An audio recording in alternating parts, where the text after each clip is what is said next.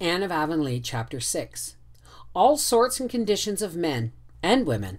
A September day on Prince Edward Island hills, a crisp wind blowing up over the sand dunes from the sea, a long red road, winding through the fields and woods, now looping itself about a corner of thick-set spruces, now threading a plantation of young maples with great feathery sheets of ferns beneath them, now dipping down into the hollow where a brook flashed out of the woods and into them again, now basking in open sunshine between ribbons of golden rod, blue smoke asters, air athrill with the pipings of myriads of crickets, those glad little pensioners of the summer hills, a plump brown pony ambling along the road, two girls behind him, full to the lips with the simple priceless joy of youth and life. Oh, this is a day left over from Eden, isn't it, Diana? And Anne sighed from sheer happiness. The air has magic in it. Look at the purple in the cup of that Harvest Valley, Diana. And oh, do smell the drying fir. It's coming up from that little sunny hollow where Mr. Eben Wright has been cutting fence poles. Bliss is it on such a day to be alive, but to smell dying fir is very heaven. That's 2/3 Wordsworth and 1/3 Anne Shirley. It doesn't seem possible that there should be dying fir in heaven, does it? And yet it doesn't seem to me that heaven would be quite perfect if you couldn't get a whiff of dead fir as you went through its woods. Perhaps we'll have the odor there without the death. Yes, I think that will be the way. That delicious aroma must be the souls of the firs, and of course it will be just souls in heaven. Trees haven't souls, said practical Diana, but the smell of dead fir is certainly lovely. I'm going to make a cushion and fill it with fir needles. You'll have to make one too, Anne. I think I shall, and use it for my naps. I'd be certain to dream I was a dryad or a wood nymph then. But just this minute I'm well content to be Anne Shirley, Avonlea schoolmarm, driving over a road like this on such a sweet, friendly day. It's a lovely day, but we haven't anything but a lovely task before us, sighed Diana. Why on earth did you offer to canvass this road, Anne? Almost all the cranks in Avonlea live along it, and will probably be treated as if we're begging for ourselves. It's the very worst road of all. That's why I chose it. Of course Gilbert and Fred would have taken this road if we'd asked them. But you see, Diana, I feel myself responsible for the AVIS, since I was the first to suggest it, and it seems to me that I ought to do the most disagreeable things. I'm sorry on your account, but you needn't say a word at the cranky places. I'll do all the talking. Mrs. Lynde would say I was well able to. Mrs. Lynde doesn't know whether to approve of our enterprise or not. She inclines to, when she remembers that Mr. and Mrs. Allen are in favor of it. But the fact that the Village Improvement Societies first originated in the States is a count against it. So she's halting between two opinions, and only success will justify us in Mrs. Lynde's eyes. Priscilla's going to write a paper on our next improvement meeting, and I expect it will be good, for her aunt is such a clever writer, and no doubt it runs in the family. I shall never forget the thrill it gave me when I found out that Mrs. Charlotte E. Morgan was Priscilla's aunt. It seemed so wonderful that I was a friend of a girl whose aunt wrote Edgewood's Days and The Rosebud Garden. Where does Mrs. Morgan live? In Toronto. And Priscilla says she's coming to the island for a visit next summer, and if it's possible, Priscilla's going to arrange to have us meet her. That seems almost too good to be true, but it's something pleasant to imagine after you go to bed. The Avonlea Village Improvement Society was an organized fact. Gilbert Blythe was president, Fred Wright vice president, Anne Shirley secretary, and Diana Barry treasurer. The improvers, as they were promptly christened, were to meet once a fortnight at the homes of the members. It was admitted that they could not expect to effect many improvements so late in the season, but they meant to plan the next summer's campaign, collect and discuss ideas, write and read papers, and, as Anne said, educate the public sentiment generally. There was some disapproval, of course, and, which the improvers felt much more keenly, a good deal of ridicule. Mr. Elisha Wright was reported to have said that a more appropriate name for the organization would be the Courting Club. Mrs. Hiram Sloane declared that she had heard improvers mean to plow up all the roadsides and set them out with geraniums. Mr. Levi Bolter warned his neighbors that the improvers would insist that everybody pull down his house and rebuild it after the plans approved by the society. Mr. James Spencer sent them word that he wished they would kindly shovel down the church hill.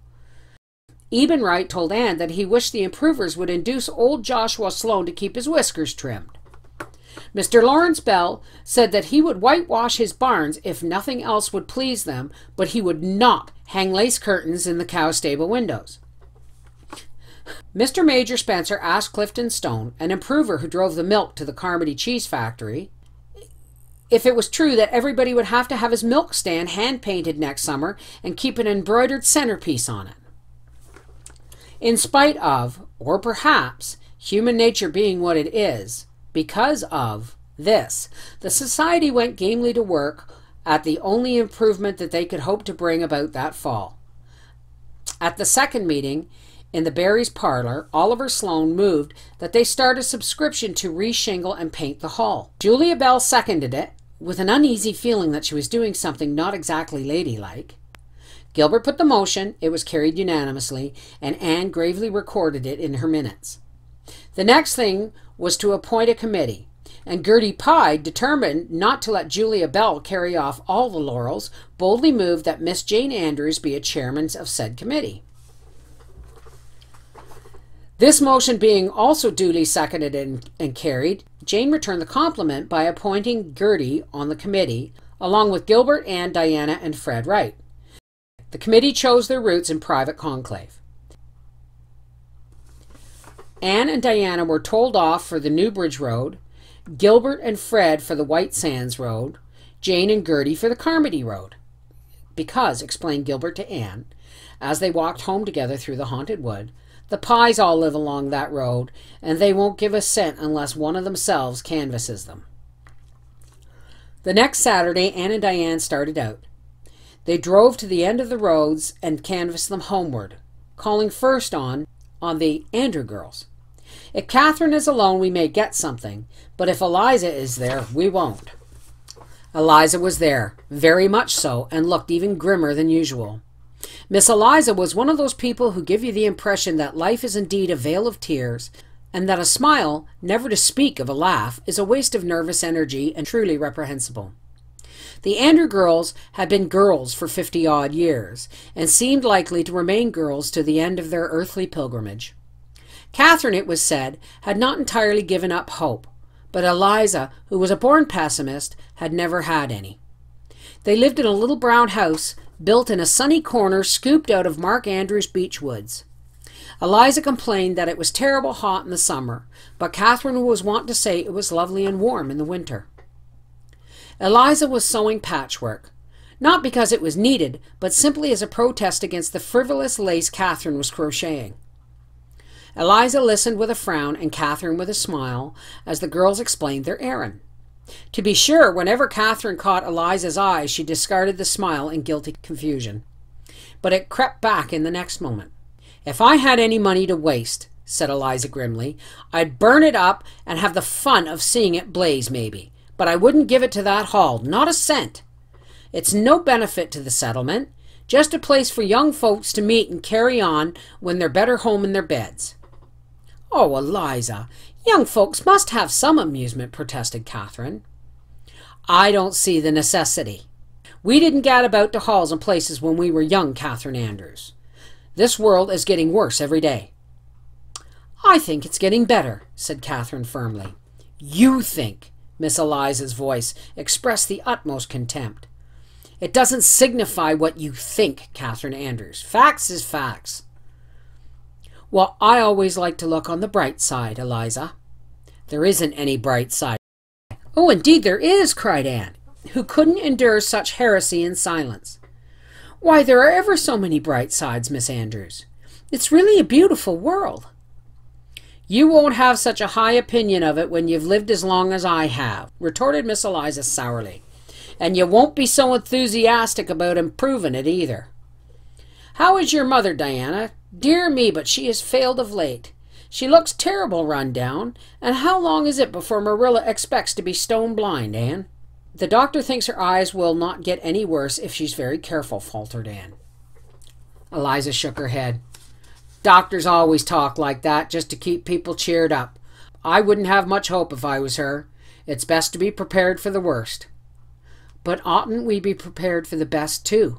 Pleaded Anne. It's just as likely to happen as the worst. Not in my experience. And I've 57 years to set against your 16, retorted Eliza. Going, are you? Well, I hope this new society of yours will be able to keep Avonlea from running any further downhill, but I haven't much hope of it. Anne and Diana got themselves thankfully out and drove away as fast as the fat pony could go. As they rounded the curve below the beech wood, a plump figure came speeding over Mr. Andrews' pasture, waving to them excitedly. It was Catherine Andrews, and she was so out of breath that she could hardly speak, but she thrust a couple of quarters into Anne's hand. "That's my contribution to painting the hall," she gasped. "I'd like to give you $1, but I don't dare take more from my egg money, for Eliza would find it out if I did. I'm real interested in your society, and I believe you're going to do a lot of good. I'm an optimist. I have to be, living with Eliza. I must hurry back before she misses me. She thinks I'm feeding the hens. I hope you'll have good luck canvassing. And don't be cast down over what Eliza said. The world is getting better. It certainly is." The next house was Daniel Blair's. "Now it all depends on whether his wife is home or not," said Diana, as they jolted along a deep rutted lane. "If she is, we won't get a cent. Everybody says that Dan Blair doesn't dare have his hair cut without asking her permission, and it's certain she's very close, to state it moderately. She says she has to be just before she's generous. Mrs. Lynde says she's so much before that generosity never catches up with her at all." Anne related her experience at the Blair place to Marilla that evening. "We tied the horse and then rapped at the kitchen door. Nobody came, but the door was open, so we could hear somebody in the pantry going on dreadfully. We couldn't make out the words, but Diana says she knows that they were swearing by the sound of them.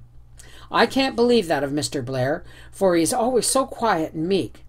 But at least he had great provocation, for Marilla, when that poor man came to the door, red as a beet, with perspiration streaming down his face, he had on one of his wife's big gingham aprons.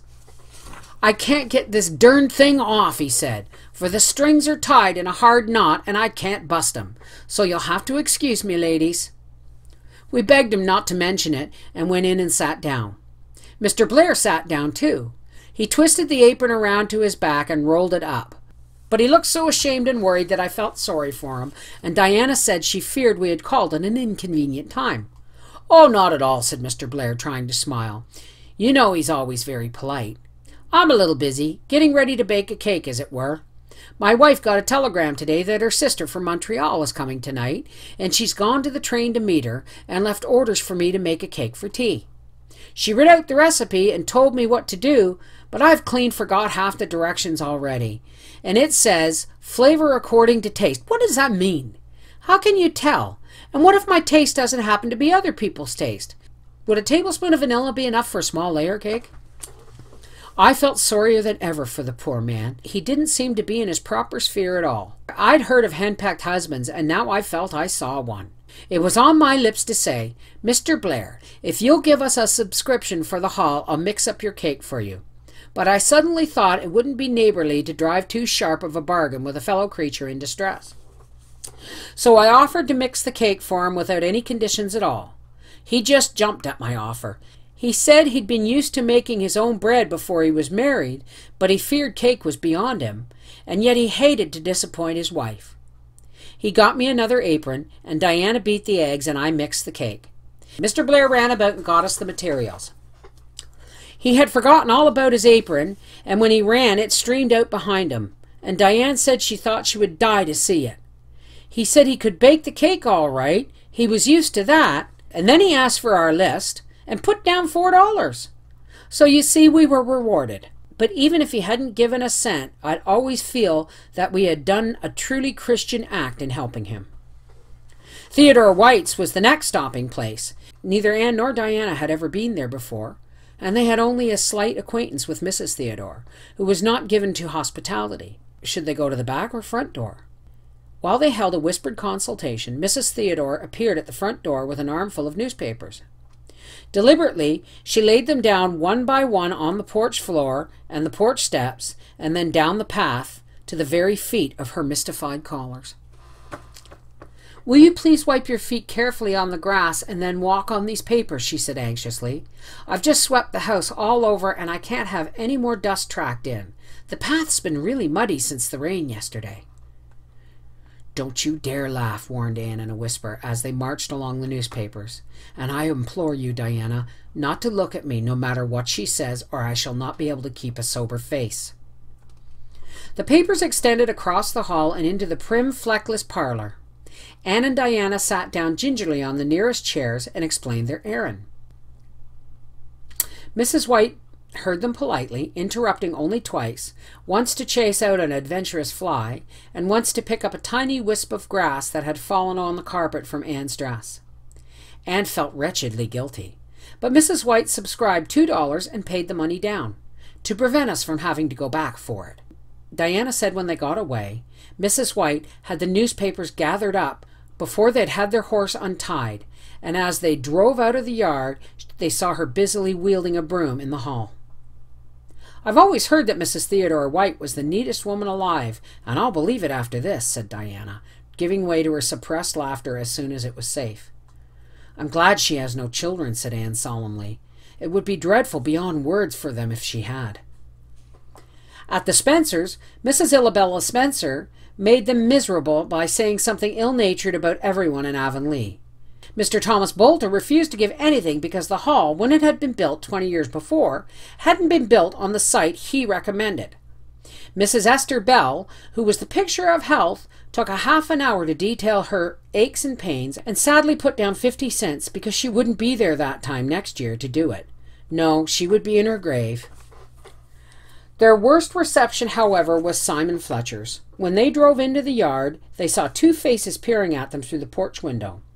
But although they rapped and waited patiently and persistently, nobody came to the door. Two decidedly ruffled and indignant girls drove away from Simon Fletcher's. Even Anne admitted she was beginning to feel discouraged. But the tide turned after that.